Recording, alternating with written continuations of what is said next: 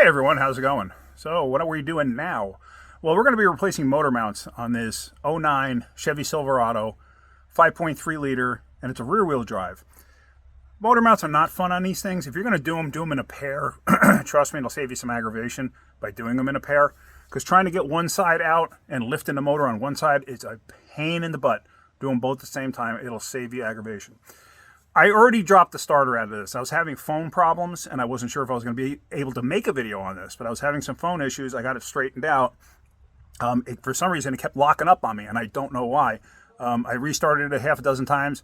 I finally shut it down. I let it sit for almost an hour, and now it works fine. It had just done an update overnight, so was there something with that? I don't know. So anyway, I had already dropped the starter out. Relatively simple. It's 2 bolts. It's 2 13mm bolts, and I dropped the starter out. One thing you want to do on these too is when you're doing these motor mounts, take the knock sensors out, because the knock sensors, you can accidentally hit them very easily and break them, and you want to avoid that at all costs. So just unbolt them, let them hang from the wire. It doesn't go into a coolant passage or anything like that. Like some vehicles it used to. They used to go into coolant passages. These do not. So let me just show you real quick what we're doing. So let me turn the light on here so you can see. Hello, light. There we go. So the starter is already hanging down there. See it? That's the knock sensor, and there's the mounts. You see the 3 bolts? There's one right there, and then there's one right there and one right there. Those 3 hold the mount to the frame. So I have already taken the 3 bolts out on the other side, so now I got to take 3 bolts out on this side. The other side actually has more room than this side. The passenger side, for some reason, is tighter. Don't know why, but it is. So I'm going to try to set you up on a Let's try that in English. I'm going to try to set you up in a tripod so you can watch what I'm doing. The best thing to do, make sure you disconnect your battery, because I already disconnected the battery because I had to do a little welding before. Disconnect the battery when you go to do this, obviously, because you're going to drop the starter down. When you unbolt the mounts, you're going to have to jack this thing up. So debating whether or not I should just take the mount bolts out now, and then once I jack it up, yeah, I'll probably do that. I'll take the mount bolts out now, I'll jack it up, and then I'm going to take the knock sensors, just unbolt them and take them out.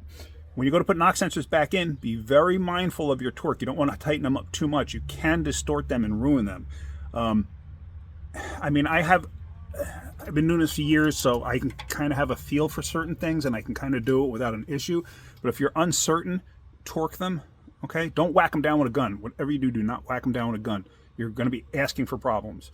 Okay, so let me get what I need ready, and let's start doing this. All right, so what you're going to start with is you got to pull the inner fenders out. Let me just show you. So on these, there's a 10mm there. There may, on the other side, I think there was a 10mm over there too. And sometimes, depending, you may find that people have put screws and stuff in to hold the fender liners in. So, not a big deal. But let me start by taking this stuff off. And you can watch me. And there's also push clips you got to get out. So let me move you back like that. Let's see. I have my bag of tricks over here. So, push clips. Wherever you see push clips, pop the push clips out.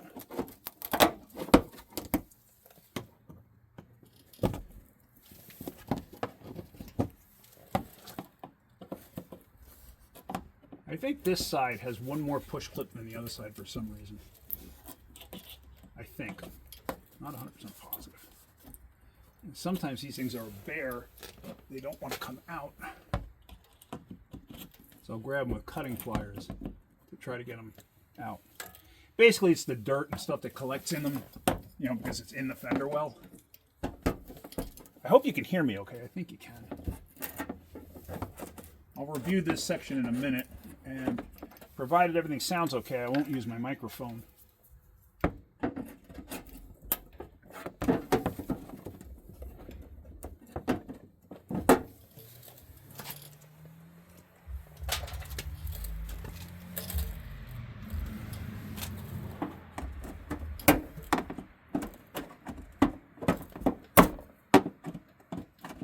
I don't have any compressed air here. That's one of my next things I got to do is get one of my compressors working, or give up the nose and buy a new one, or a good used one. This clip does not want to come apart.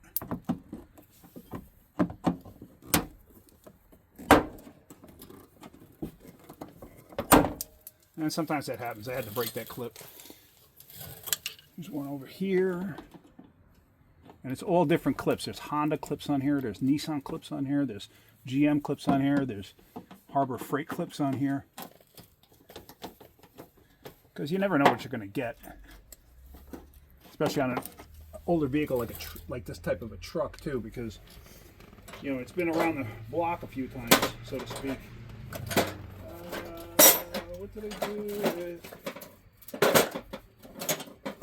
All right, hang on a second. I have a little Phillips screwdriver. I have to find it. Hang on.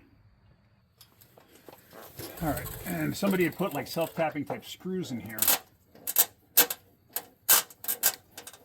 You know, these are the ones that actually will drill a hole as you insert them.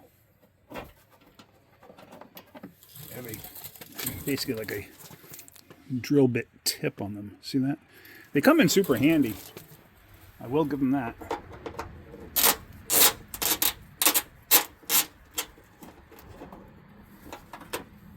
But I've also seen them where they will create a point to where rust will start.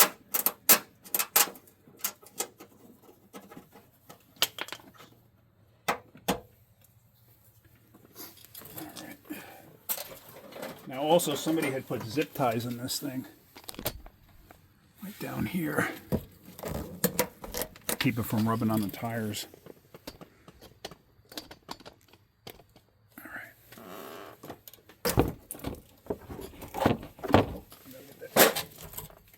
Sign out.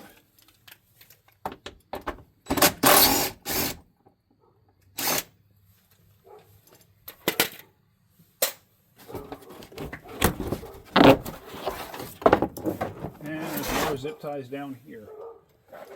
And my idiot dogs are barking. Alright. I'll just put this off to the side. All right, let me just end this clip here. Okay, so now I'm not 100% certain how much you're going to be able to see. I tell you what, these shields that they put on these mounts, I hate them. They're like, they always get in the way. And I can honestly tell you, on my own truck, when I had to replace mounts, my Silverado, I took those metal covers off, these tin covers right here. I took them off. And I never had another problem with the mounts. The heat from the exhaust didn't hurt anything. So, should they be on there? I don't know. I honestly, I can't give you an honest answer on that. You know, like I said, on my own truck I did it. I took them off, left them off because they were a pain in the neck to deal with, to get the mounts in and out. And yeah, I never had an issue. So we're going to take these 3 bolts out. Here. I have also trimmed them down in the past too.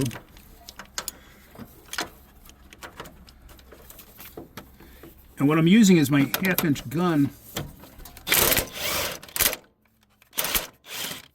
Because I don't think my 3/8 gun will work. Because they use a lot of Loctite on these things from the factory. Don't know why, but they do. Alright. So last but not least, bolt.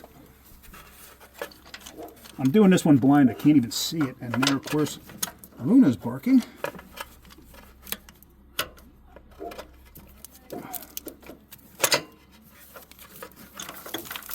Hold on a second, let me try to, there's a wire right here. It's kind of preventing me. I know you can't see it, but it's this harness right here. It's kind of preventing me from getting in where I want to get in.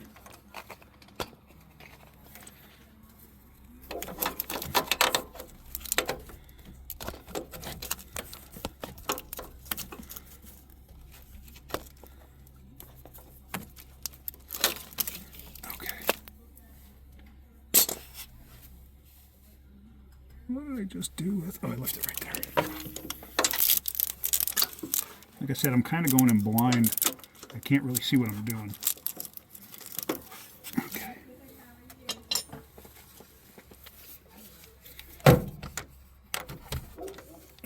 Okay, I got to get a different extension. This extension is too long. So So hang on 1 second while I get a different extension. And actually I'm going to back you up a bit. Let me get a different extension. Hang on. All right, so I got the block of wood in that on the floor jack underneath this thing, and it's pushing up on our oil pan. It's a big block of wood. So hopefully this should go smooth. Let's find out. So I'm going to be at the front, so I won't be able to watch you guys.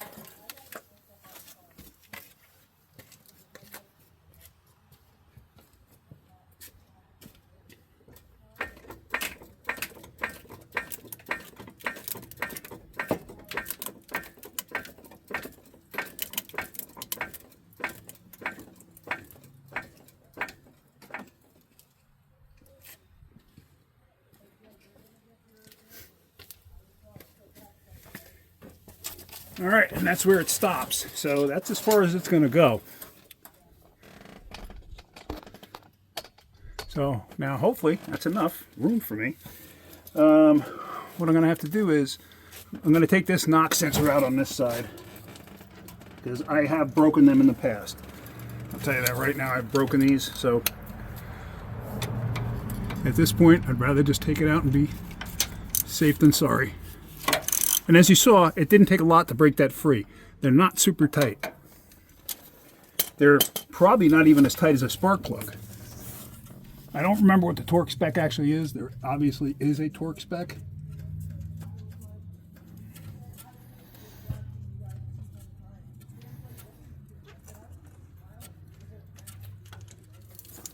All right. So I'm going to leave the bolt just hanging out in the knock sensor. I'm not going to let it hang by its wiring harness. Now the shield itself, just going to bend it out of the way.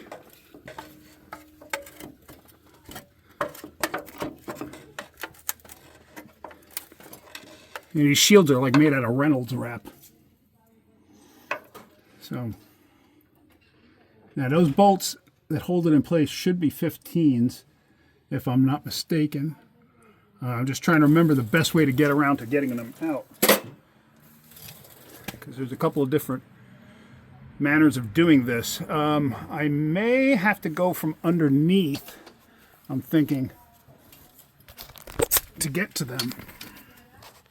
You can see one right there, and then there's one tucked up in that hole there, and same on the other side. This may actually be easier for me to lay underneath this thing and do it. Problem is, you may not be able to see it.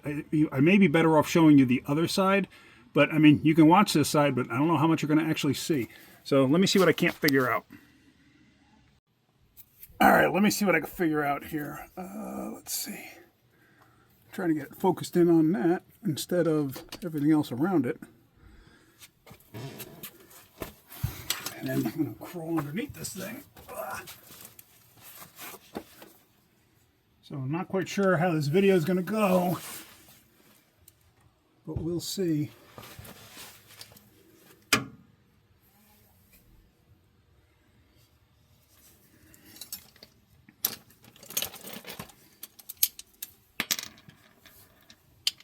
matter how you slice it, these mounts are not fun. I've yet to find a really good way of doing them. So this is a 15 millimeter 3/8 drive swivel impact socket. And I'm trying. On this side you have the training cooler lines, but I have to like lightly bend them out of the way. I don't know if you can actually see what I'm doing, but I'm just trying to get them over slightly to assist me.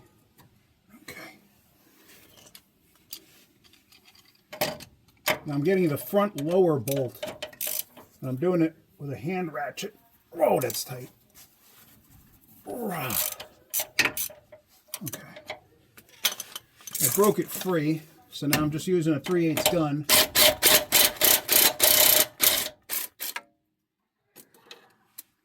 Got the bolt out. Now this is the rear lower.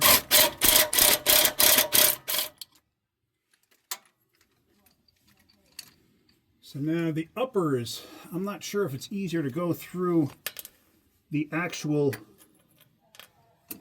wheel well or not. I think it might be, actually. Let's see, hold on. They just don't give you a very good point to get on anything. I forgot how I did this the last time.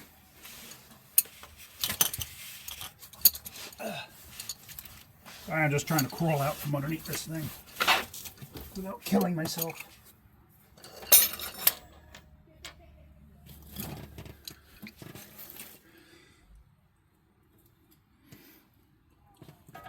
Now I think I'm going to have to deform that aluminum foil, the Reynolds wrap, a little more.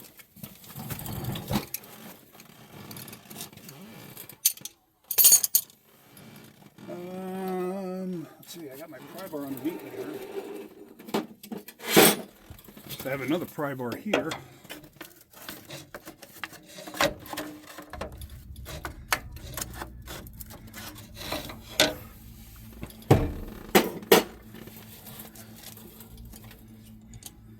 Now, what I will usually do is I'm going to try to get to the most difficult bolt first and get that out of the way. I'll be honest with you, I'm probably not going to bother. This is my friend's truck. I'm probably not going to bother putting these heat shields back on because these things just make everything a nightmare. If it was a customer's truck, I was doing it at the shop, I wouldn't do that. But this is my buddy's truck.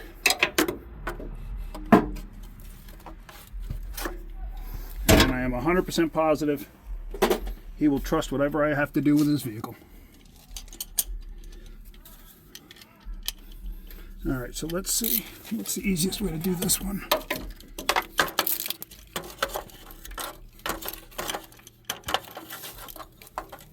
You can see it. It's right about there. There it goes.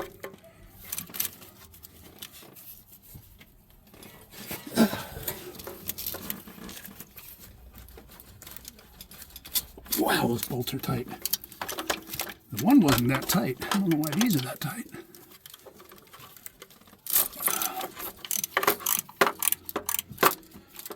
This is where I wish I had a cordless ratchet, but I don't.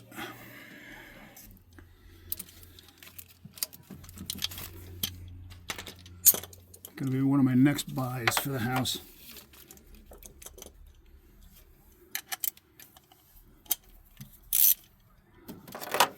Thought it might be easier just using the socket, but I can't even get my hand in there.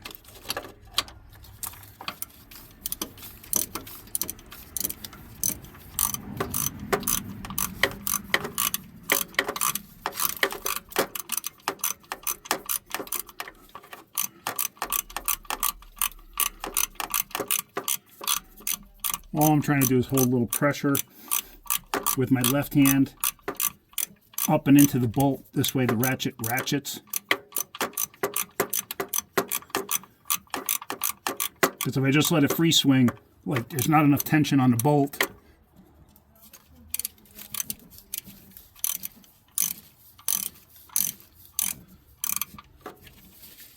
I'm not 100% positive I'm going to get that one back in place. I'm trying to do it backwards now. I got my right hand under there, but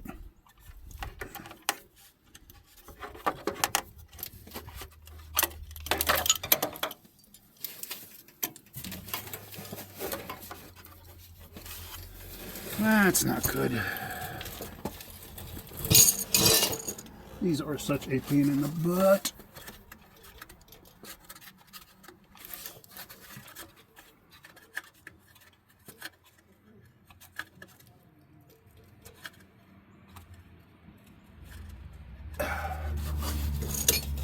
Yeah, that's a big no.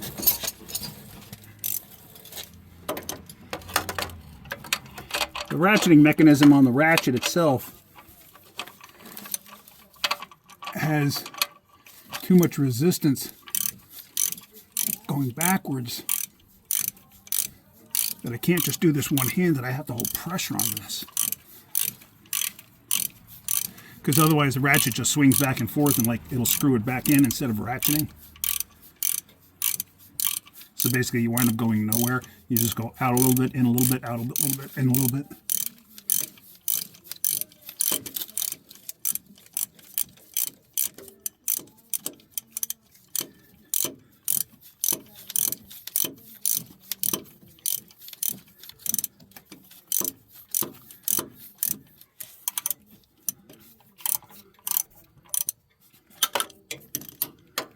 All right, can I get it now? Let's see.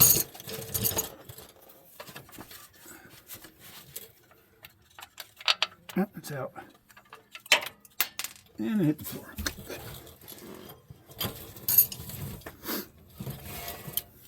All right, so last one.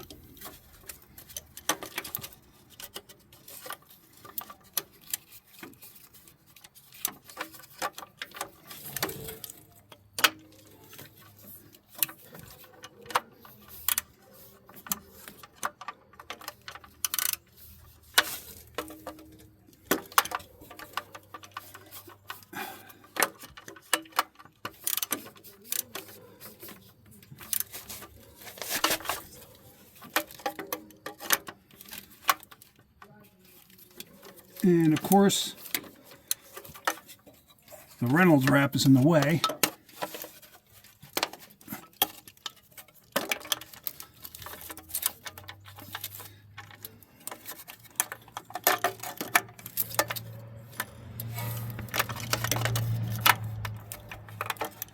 That's why I hate these shields. Just tell you.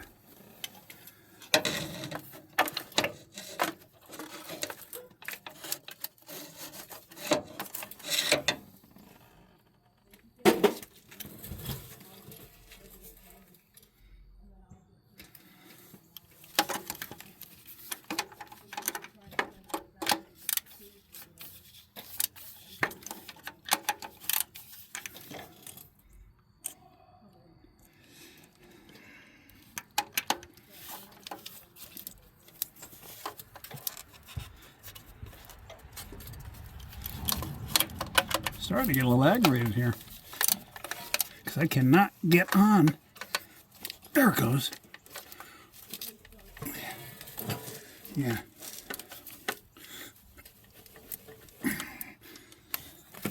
All right. Wow, that bolt is tight.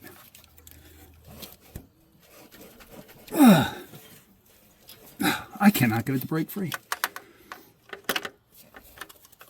I legit cannot get it to break free. Oh, there it goes. Wow, that was tight. I thought that was going to be the easiest bolt. Turns out because of those stupid shields, those stupid heat shields, it made life more difficult. But it wasn't the most difficult bolt. At least this one was in a spot where you can access. I know you're looking at my hands. So you get the picture. I got to get that out of there. Let me get that bolt out and then I'll show you the rest. All right, that last bolt finally fell out.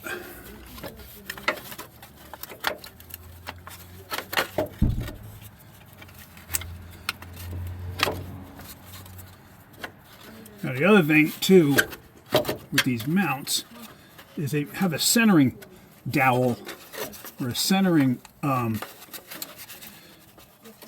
stud that sticks out at the bottom of the mount, and usually I cut half of them off because they just get in the way of everything. All right.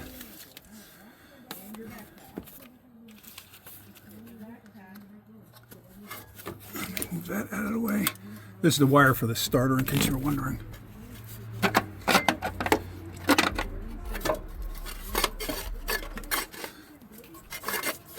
I may have to go from underneath. Also be careful. That sensor right there is the crank sensor. You don't want to break that. I've seen people break those before. So you want to avoid doing that. This I may have to... I may have to go from underneath to pull this out. I don't recall now. But here you can actually see this is that centering dowel I was telling you about. Usually I cut these down in half because it goes through the frame rail. So I'm gonna have to crawl underneath this thing because I think I may have to take the starter completely out, because right now the starter is just dangling, and I think I may have to take it completely out because I think the starter has to pass down, the mount has to pass down through that hole. I believe so. But it'll be a lot easier going together without this stupid shield. So, all right, let's get this done. All right, after having dirt and everything else falling in my face forever, I finally got it out. This heat shield makes this thing a nightmare. It really does. If they did something different, like they had the heat shield, like say mounted to the block or mounted to this separately, instead of sandwiched in between it'd make life so much easier. But they didn't do that. And also, like I said, if this was a customer's vehicle and I was doing this at the shop on a lift, it'd be a different story. I wouldn't do this. I wouldn't take the shield off. I'd make sure that I got it in with the shield. But since it's a buddy's truck, sorry, Frank, you're not getting the shields. Like I said, I did it on my own truck. And look at this. See how busted up this mount is? So it's hammered. And this is a late 2009 truck. So figure 2010, so it's 15 years old. And both mounts are hammered on this thing. The motor engine. The engine would flex both ways. So if you put it in reverse and gave it gas, you felt ba-bang from the right mount. You put it in drive and gave gas, you felt ba-bang from the left mount. So, yeah. So what good did those heat shields do in the first place? I don't know. Like I said, on my own truck, my Silverado, I replaced the mounts on that, and that was a stick shift. And I used to beat on that, so I expected the motor mounts to break, and they did. But when I put it back together, I didn't put those heat shields on. I took them out because I wanted to make my life a little bit easier putting everything back together. And I had that thing for another, whatever it was, 6 or 7 years. And I probably put another 80,000 miles on it. Never had a problem with the mounts. So, whatever. But yeah, so let's go ahead. I'm going to take the shield off of this one, and then we're going to get this mount in place. So let's get the gun out. I think it's a 13. I think. Let's see. Really all I'm going to do is... Actually, let me change your angle of your cadangle.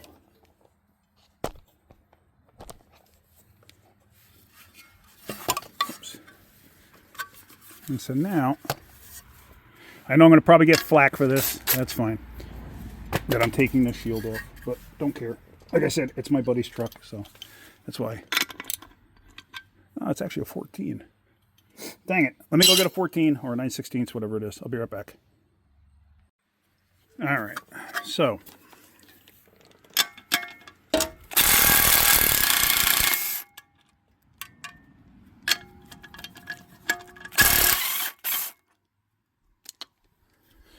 If one of my neighbors wanted me to put motor mounts on their vehicle in my driveway, I would tell them, nope. No way. I will do this at the shop. Not a job I would normally do for people, like in my driveway. Unless it was something that wasn't that bad. Or I would even tell them too, if you want me to do these, I'll do them, but the shields are not going back on.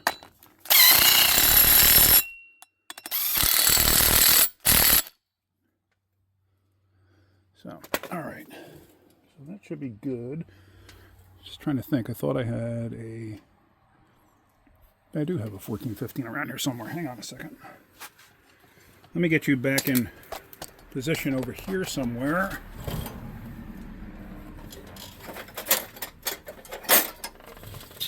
What I wanted to do was just with a wrench, just make sure they're tight, and they are tight. So, that was the other thing. See that stud? I'm going to chop part of that off. I'm going to use that same grinding tool that I used before. All right, so there you see I cut it down quite a bit, about half. So I wasn't going to let you watch me just cut that off because it just would take forever. So let's see if I can't get this thing kind of in place. I think, I don't recall, but I think this thing will fit through from up top. I could be wrong. Let me just see. I don't remember. No, it won't. It's got to go back up from underneath.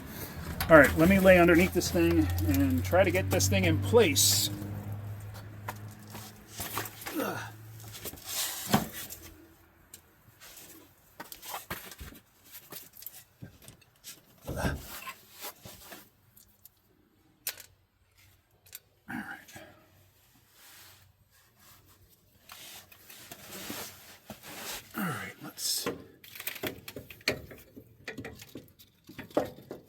It's a bit tight, but it will go. I mean, it came out. It'll go back in. It's just a matter of contorting myself to fit underneath this thing.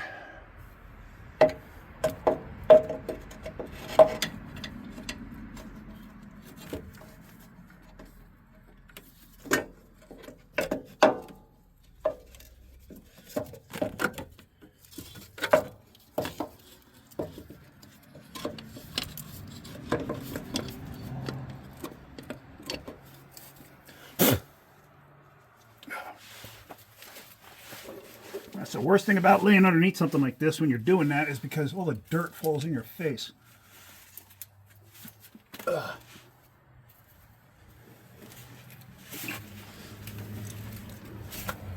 All right. Sorry about that. This light is probably getting close to being dead. If I had to venture a guess, since I've been using it for a while. This is a Harbor Freight version of that Cyclops light that I have. I have the Cyclops light too. It's one I always tell you about.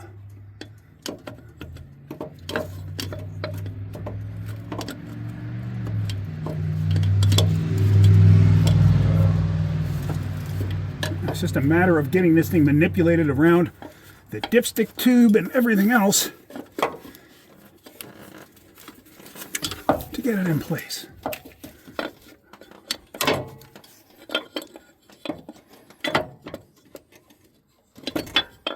Okay. So we kind of have the right spot there.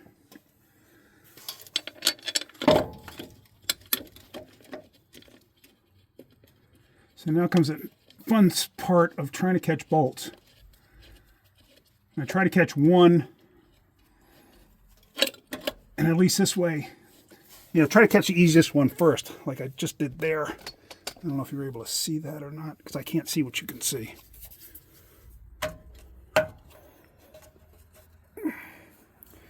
So you see I caught that bottom bolt there.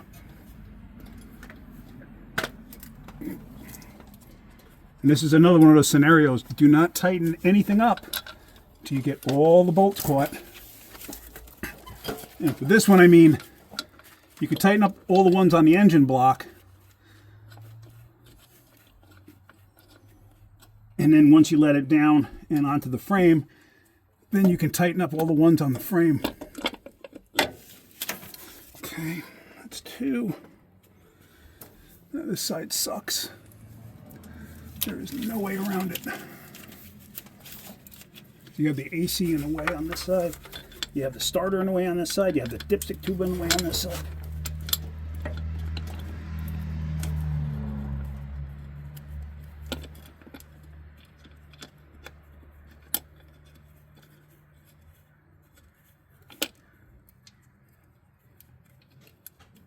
Okay.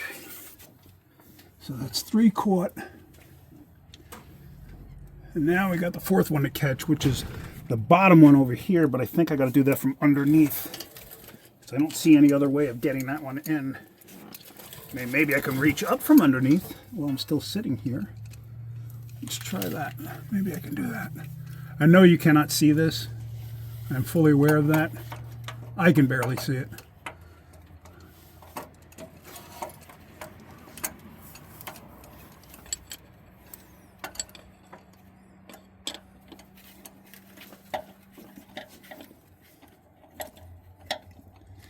And believe it or not, like I'm using a impact swivel 15. But in all honesty, I think the best bet would be a chrome swivel, because the impact swivels do not have enough of an angle to them. I was able to at least get it caught, and now I'm turning it with my fingers. Now, what do I mean by that angle? Now, these are Harbor Freights, but see that angle there? Okay, it allows, that much of a turn. A chrome swivel, which you shouldn't use on an impact because they will break pretty easy. You can go to close to a 45-degree angle. So that's what I'm talking about. All right, so it just stinks because the strut tower is like right in your way on this thing.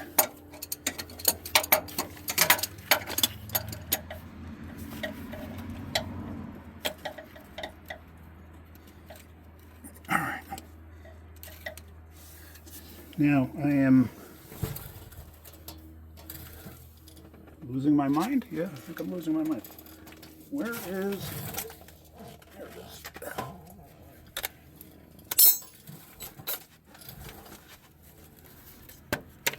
I'm feeding my gun through on the bottom where this extension is to that bottom bolt.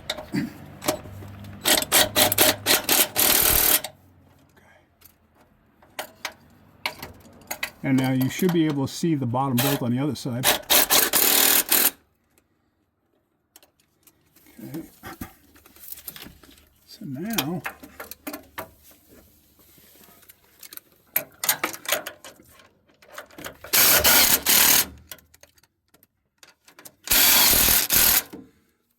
all right, so those are all tight. However, I don't trust that gun because it is pretty worn out.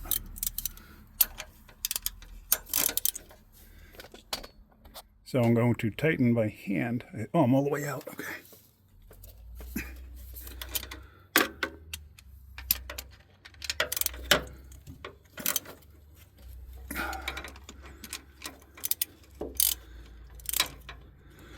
See, the bottom ones I can't even get to do that. All right.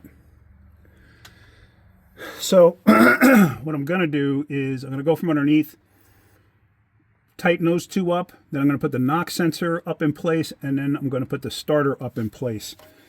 I guess you can watch that. You'll be watching from right there, actually. I'll leave this light on like that, and I'm going to move you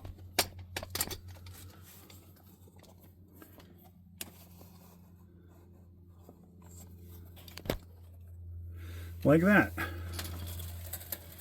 And I can regale you with some stories while I'm doing this. Getting too old to crawl underneath cars, let me tell you.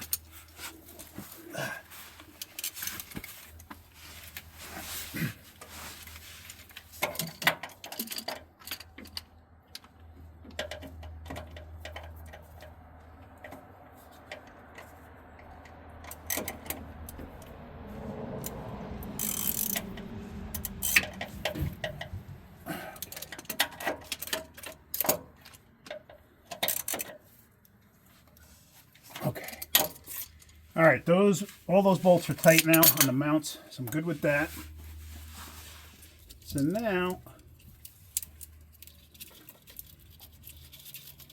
I'm going to feed the knock sensor back up. Come on, baby.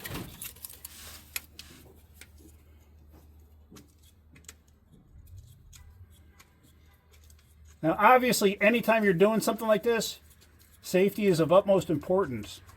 I have jack stands underneath here, and then I even have, obviously, this floor jack with this block of wood holding the engine up. But I would never, ever put my hands in a position where it would be possible, like if the engine fell, for this thing to jam my hand in there. I would never do that because, you know what, that's the last thing I need. Because my hands are how I make a living. Whoops. I know I just hit the camera. I don't know if that knocked you out of whack.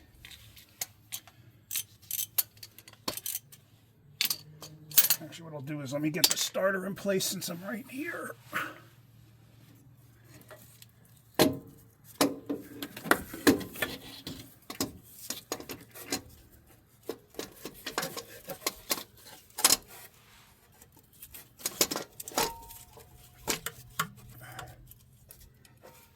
Oh, let's see.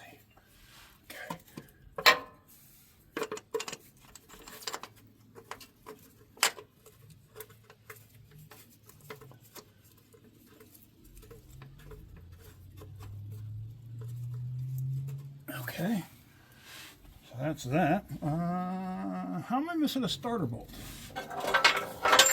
Because it rolled to the other side of the car, that's how. Or truck. And of course it did. It rolled all the way to the other side. Come here.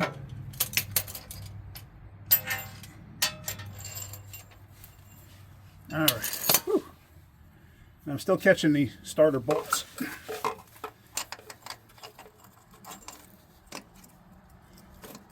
But like I said, anytime you do anything like this, just make sure you know where everything is in case something happens. Like if this engine were to fall, I want to make sure that my hand's not going to get crushed in there for any reason. I want to make sure I don't have my head in the scissor or the jack or anything stupid like that,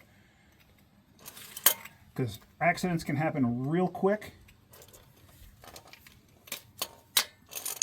And then the next thing you know, you're like looking at clouds saying, what the heck just happened?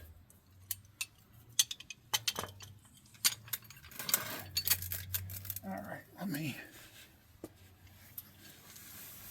grab my 3/8 gun.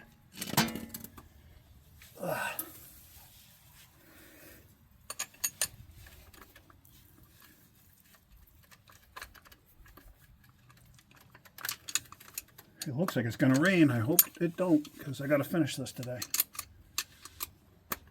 All right, what I'm doing now is I'm going to tighten up the starter bolt, 2 bolts on the starter.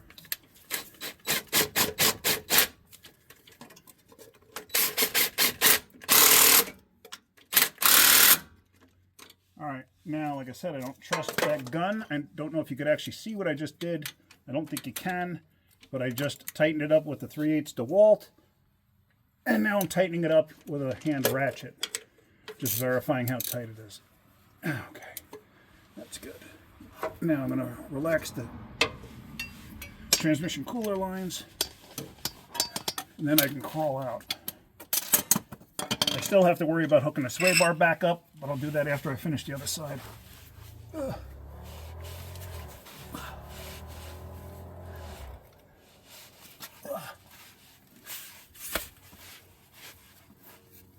This is not fun. I can honestly say that. This is not fun. Ugh. All right, so last but not least, that knock sensor. As you remember, it wasn't super tight, so it's like not as tight as a spark plug. That's good, because that's about how it was before. All right, so let's move on to the other side. Okay, now for this side, it looks tighter, but it's really not. It's actually, you have a little bit more room on this side, because I think the engine and everything else is shifted more towards the passenger side on these things. Anyway, so what we're going to do, actually looking at it, if you look at the mount there, it looks like I had shifted the whole thing over more to the passenger side. Maybe when I jacked it up. Okay, whatever. Oh, one thing I did forget to mention. If you look at the front here, if you look where the water pump is, right up there. Right there's the water pump. Okay, it does not have a fan on it.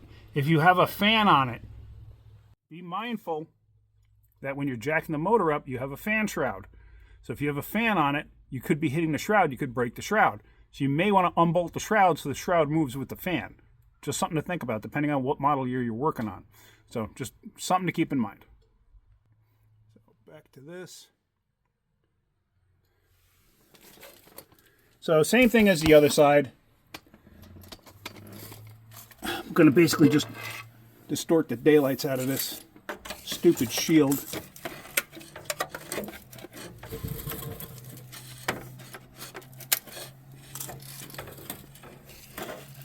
Or as I like to refer to it as, the make the job 10 times more difficult shield.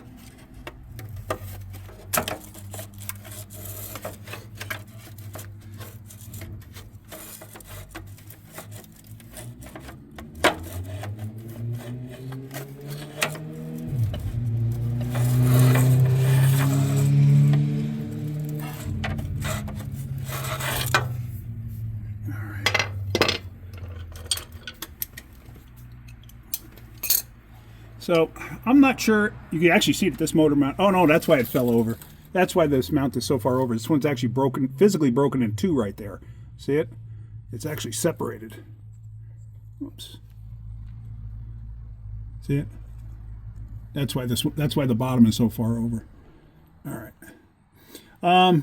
You know what? Instead of having you in my way while I'm trying to do this, I'm gonna have to put you somewhere else. Maybe behind me. I don't know, because it is very difficult sometimes with you right there. Maybe like that. I don't know. Does that help? Yes, no, maybe so.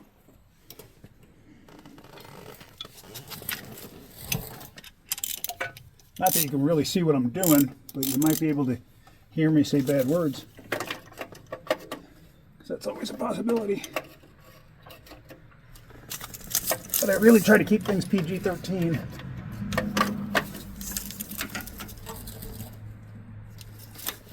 tell you, I cannot stand these shields they use.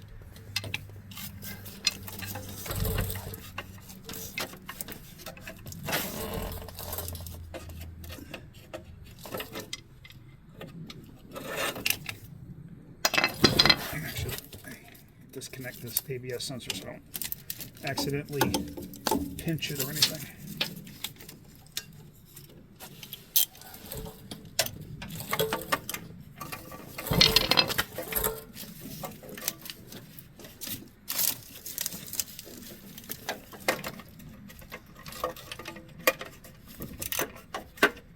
You know, I may get a different style ratchet. That might help me.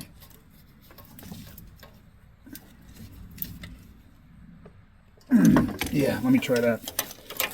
Let me go get a different style ratchet. Like I said, this may not be worth you watching, but just a thought. Alright, let's try this. Now, I got my longer ratchet with a stubby extension. I think you can see that, right? Stubby extension. So I can try to clear the exhaust manifold.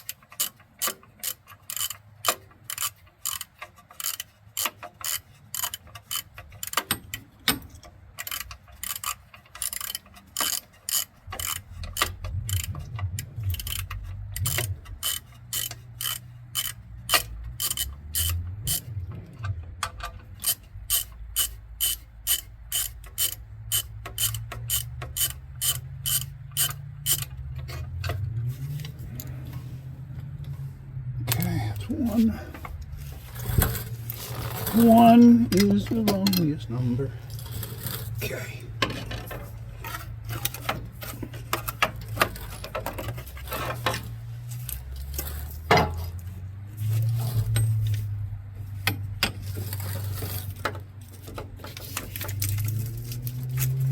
I said, this side's actually easier, but the only problem is you have wiring and everything else in its way. In your way, rather.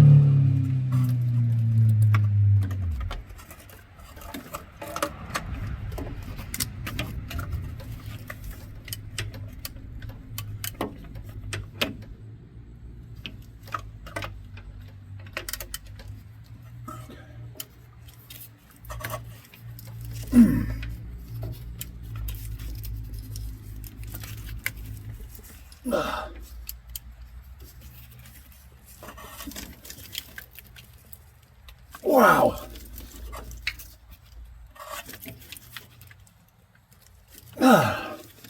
Man, that's tight. Woo.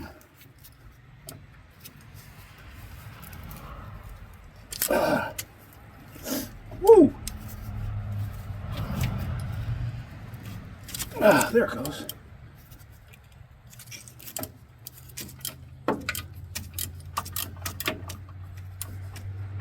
Now this side, you actually don't have to worry about the knock sensor because the oil cooler lines are protecting it on this side.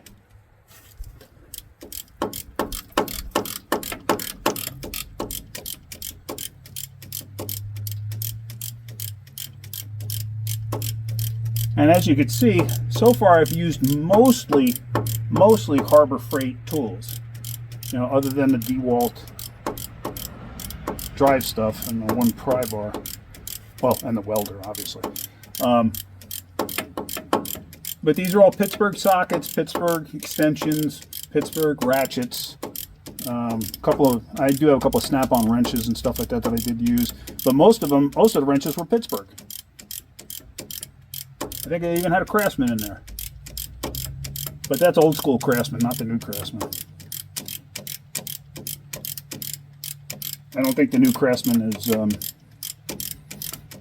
anything like the old Craftsman.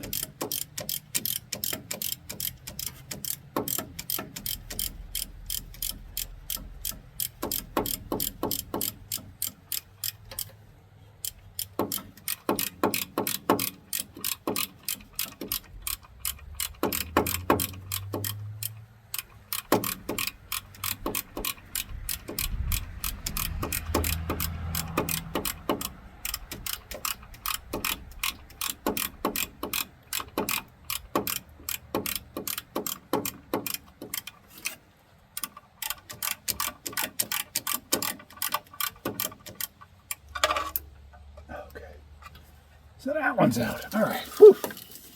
Yahoo. All right. So now I'm going to go from the bottom and get the two top ones out. See, this is a Pittsburgh ratchet. This isn't even an Icon. I really wanted to have this car done today, but it's getting late already. Let me see. Let me move you in here. Maybe you can see what I'm doing. Maybe you can't. I don't know. I know you can see the one lower bolt there on that mount.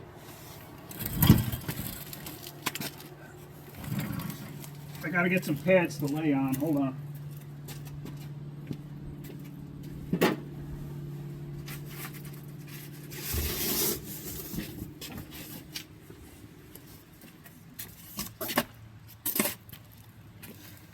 Concrete's getting cold. Ugh.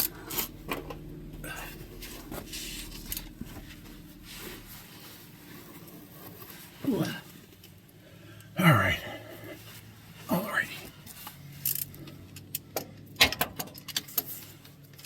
So now I'm going after the front bolt, the front lower bolt first, if I can get on it.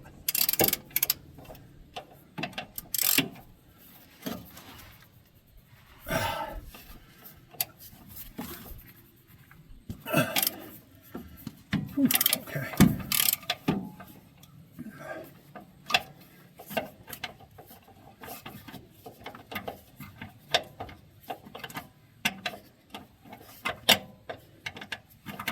Okay, front lower bolt is coming out.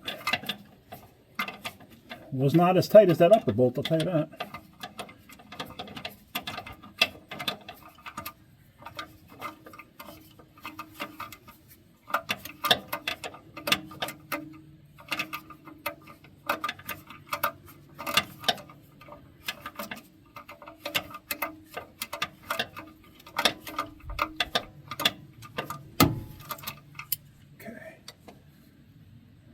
You can see that the upper bolt is out, or the lower bolt in the front is out, I should say.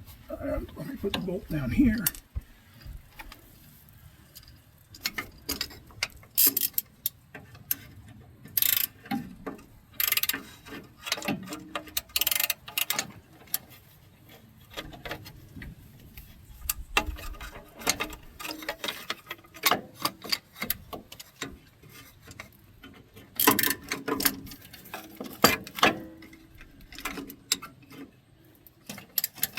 I just got dirt in my eyes. Yahoo.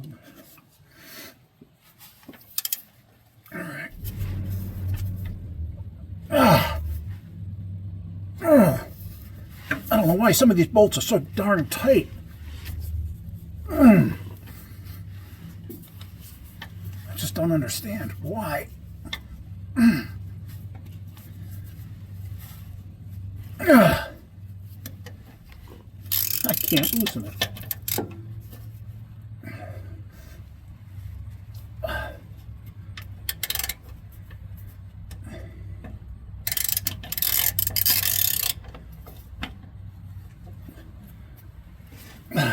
Come on. I cannot loosen this one.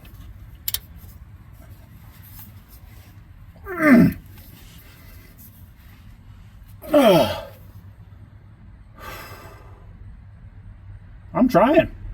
It will not come loose.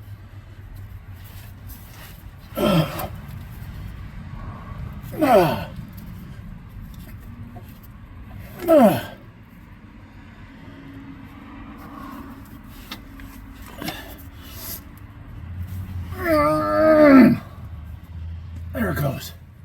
Woo! That thing was tight. Why was that so tight? All right.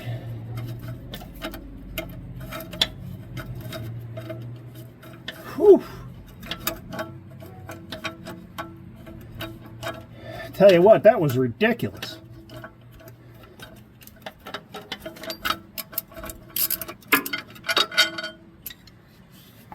All right, so that bolts up.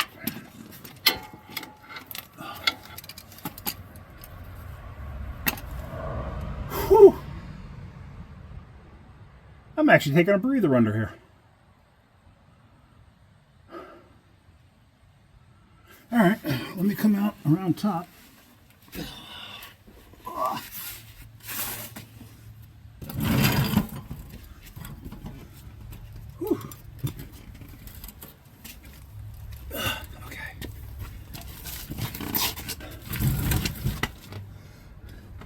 That was not as fun as it looked. All right, get this out of here. All right, so now I'm gonna have to back you up here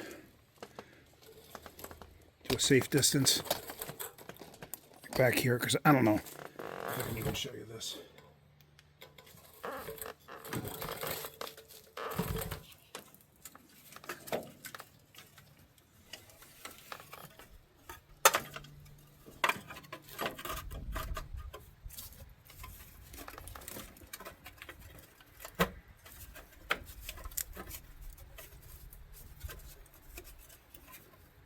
Tell you what, these shields are just the dumbest thing they ever did. It's like they couldn't come up with a better way to do this.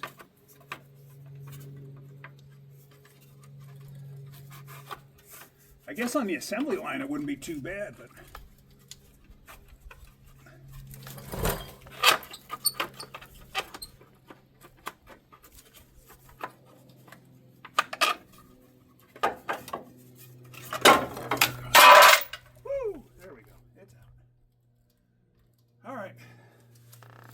let me get the other mount, and then we're going to install that other mount.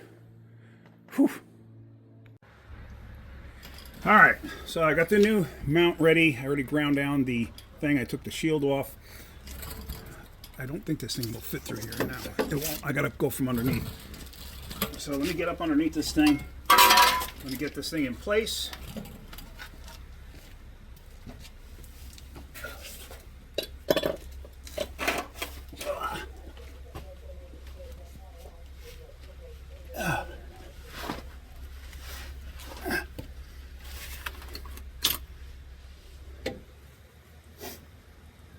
Ever tell you guys how much I hate cars?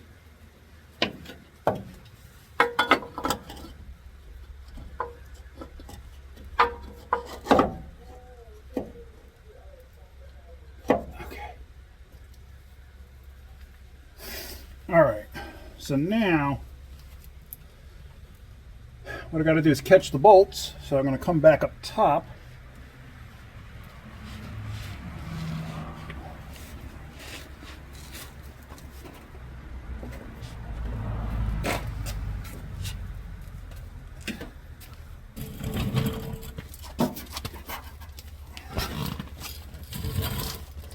Come back up top.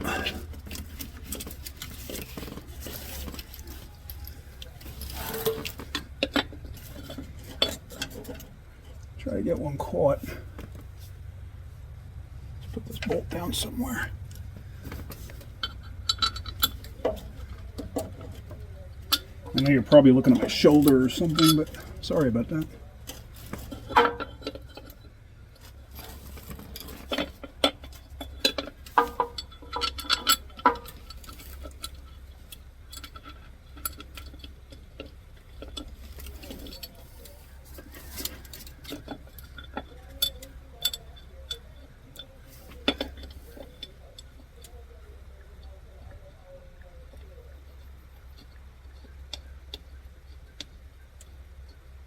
All right.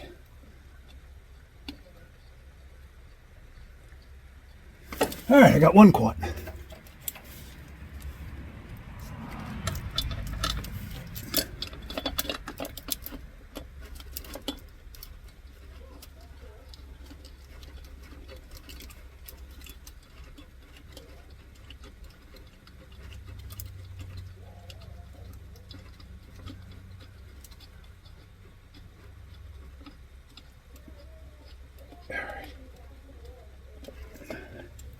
I got two caught. Now I'm actually just going to bring that first one down a little further.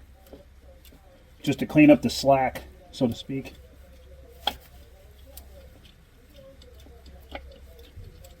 This would have been a little bit easier to do when I had the control arms out of it, but it is what it is. Okay. So that's good. So I got two of those in. Oops, sorry. Now I'm going to catch the other two. Where the heck am I here? Okay, over here.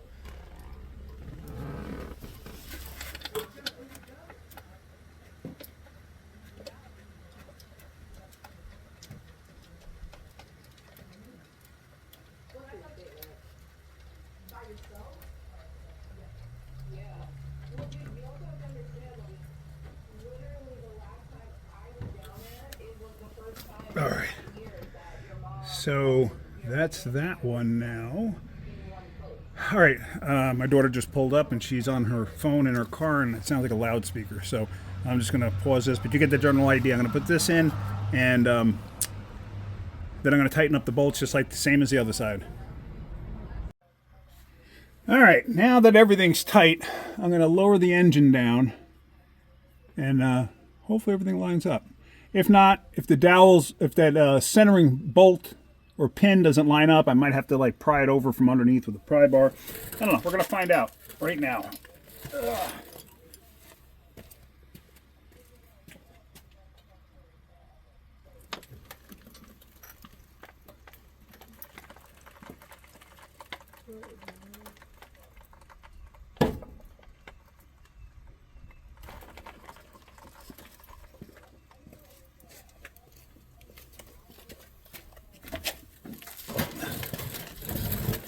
And of course, it went out of focus. That's awesome.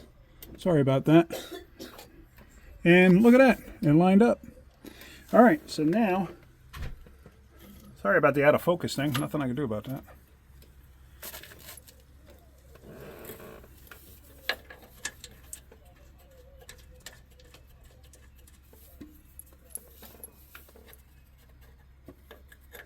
Now, even here,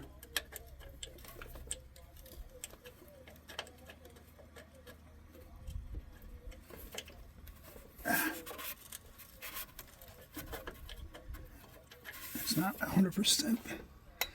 It's got to move over slightly. How am I going to do that? It's going to move over just slightly. I might have to put a little bit of pressure on it with the jack. Or maybe not. Maybe I could just do that. I don't know if you could see what I'm trying to do. Get the bolt holes to line up. I still have some pressure on it with the jack. So, how am I going to do this with one hand in there and one hand out of there?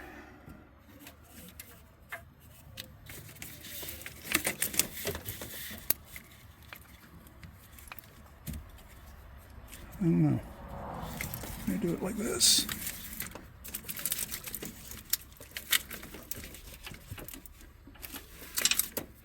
Or do I have to do it like this?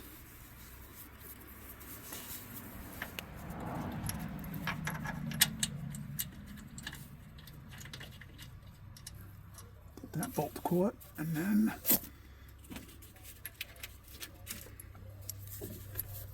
get this other bolt caught. And I know, sorry I keep hitting the camera net. Yeah, you can't watch this.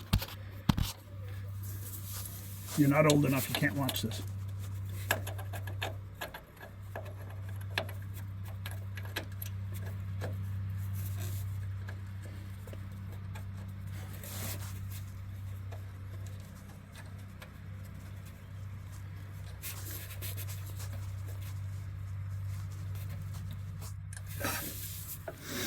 I might still have a little bit too much upward pressure on it. I might have to go up a little bit actually to get that to move, because I can't get that other bolt caught yet. I'm gonna try going up just a hair.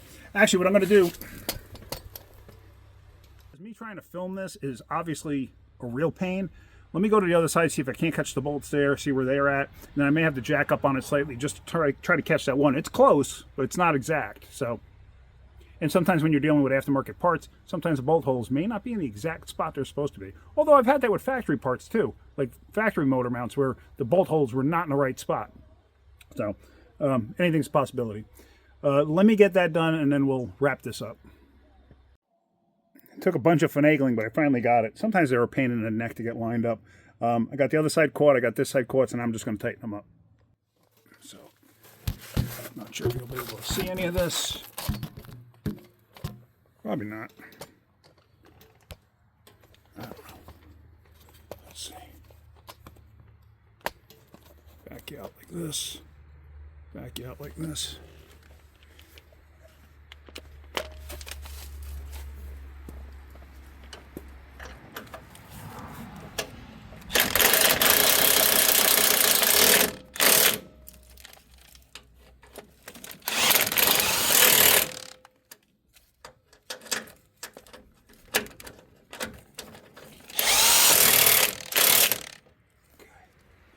Alright, so this side's all tight. Just going to tighten up the other side, and then we're all done. But yeah, the engine sits further that way. Not quite sure why they do that, but it definitely does. Because on that side, those 3 bolts are really close to the frame rail. So let me just shut this down. I'll carry it to the other side, and you can see what I'm talking about.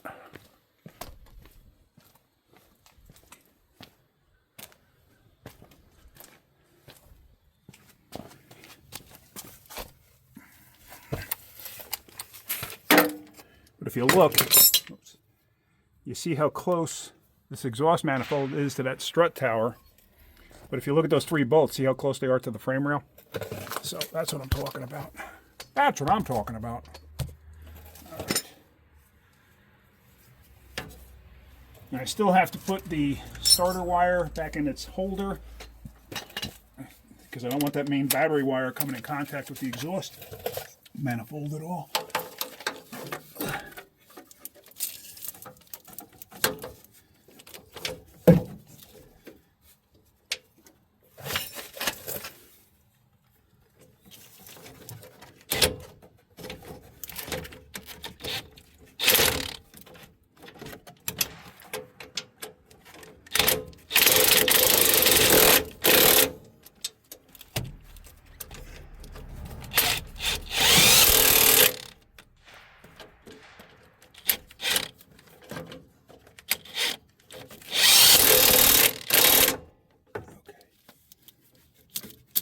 All right, so there we go.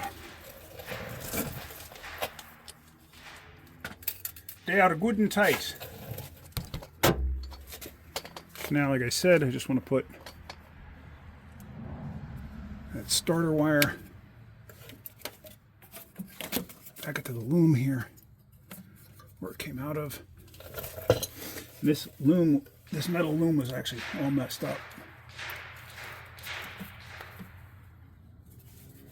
So I'm not sure if it's gonna function anymore because it is all messed up. Now it's gonna have to be good enough. It's bent to the daylights. I'm gonna say something else, but I decided not to.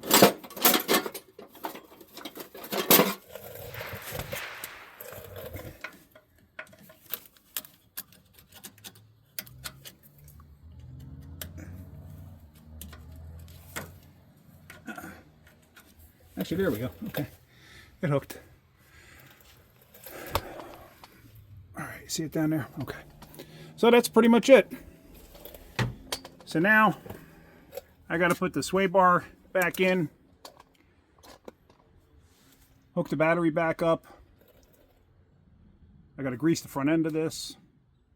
Put the lower splash shield on, put the fender liners in. Starting to get dark. Oh, yeah, end of the day. So this was a all-day project for me. I got to hook some wiring back up, you know, the ABS sensor, stuff like that. But it's all minimal stuff. So, all right. Well, I hope you got something out of that. I know that wasn't like the clearest video in the world. I know that for sure. But hopefully you got something out of that. If you did, hit that like button. If you could, please subscribe. If you look down below in the links, in the description, you'll see links to Amazon products I personally use. I will put a few links in there for like an ATD ball joint press, which they're pretty reasonably priced if I'm not mistaken. And like I said, I actually had that thing for years and it worked great at home, but there was a couple occasions where I was really fighting with it, and that's when I bought a Snap-on one for work. And I mean, the Snap-on's far superior, but it's also 10 times the money. So I would assume the one from Harbor Freight's probably just as good. I don't know. I've never used it. I don't know anybody that has one. But I would assume it's probably just as good. But I'll put links anyway. So, all right, guys. There again, hope you got something out of that. Hit that like button. Please subscribe. Hit that bell for notifications. You know the drill. All right, guys. Take care. Thank you. Keep wrenching.